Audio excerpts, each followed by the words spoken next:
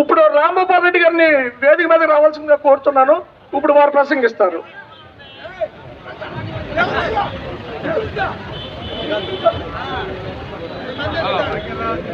ఆంధ్రప్రదేశ్ రాష్ట్ర ప్రీతమ నాయకుడు వైఎస్ రాజశేఖర రెడ్డి గారి ఆశయాలకు అనుగుణంగా మన జననేత జగనన్న స్థాపించిన వైఎస్ఆర్ కాంగ్రెస్ పార్టీ నాయకులకు, కార్యకర్తలకు,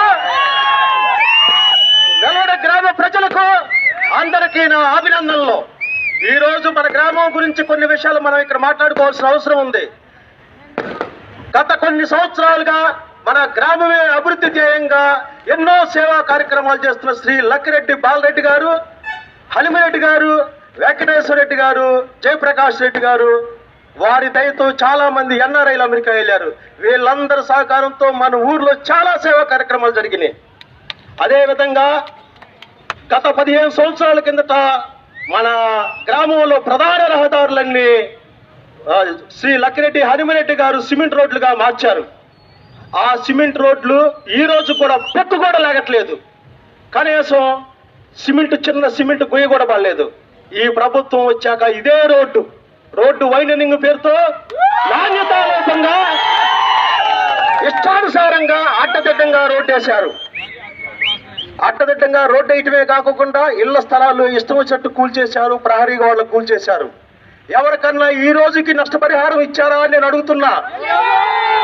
తెలుగుదేశం పార్టీ నాయకులు కానీ, ప్రభుత్వం కానీ ఈ రోజుకైనా ఇక్కడ గ్రామంలో ఉన్న ఇళ్ల యాజమాన్య రైతులకు కానీ ఎవరికన్నా కానీ నష్టపరిహారం ₹1 ఇప్పించారా? దయచేసి మీరందరూ గుర్తుంచుకోవాల్సిన అవసరం ఉంది.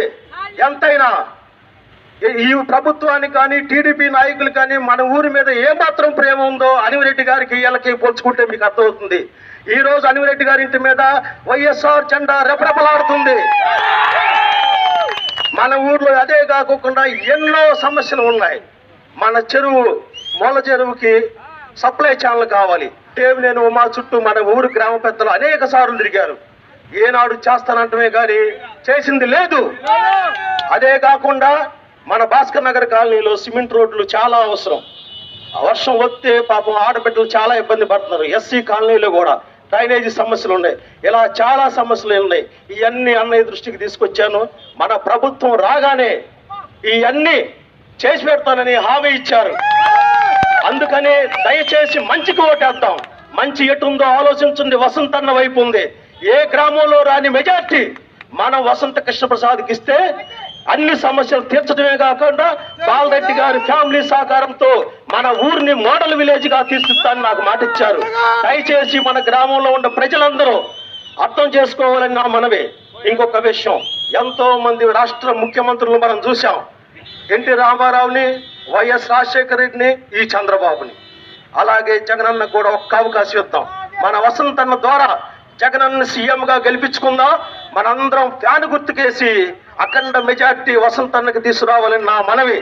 మీరందరూ సహకారంతో మన గ్రామంలో ఎప్పుడు ఎరగని మెజార్టీ ఈసారి ఫ్యాన్ గుర్తుకి రావాలి. వసంతన్నకి మనం అదే గిఫ్ట్ ఇచ్చేది. అర్థమైందా? ఈ అవకాశం కల్పించిన గ్రామ ప్రజలకు, నాయకులకు అందరికీ నా ధన్యవాదాలు. జోహార్ వైఎస్ఆర్, జోహార్ వైఎస్ఆర్, జై జగన్, జై వసంత, జై వసంత, వసంత నాయకత్వం, వసంత నాయకత్వం. ఇప్పుడు మన వసంత కృష్ణప్రసాద్ గారు మాట్లాడతారు. దేవుని చంద్రశేఖర్ గారు మాట్లాడతారు. వెళ్ళడం ఓటర్ మహాశయులకు, సోదరమణులకు నేను చెప్పదలుచుకుంది ఒకే విషయం.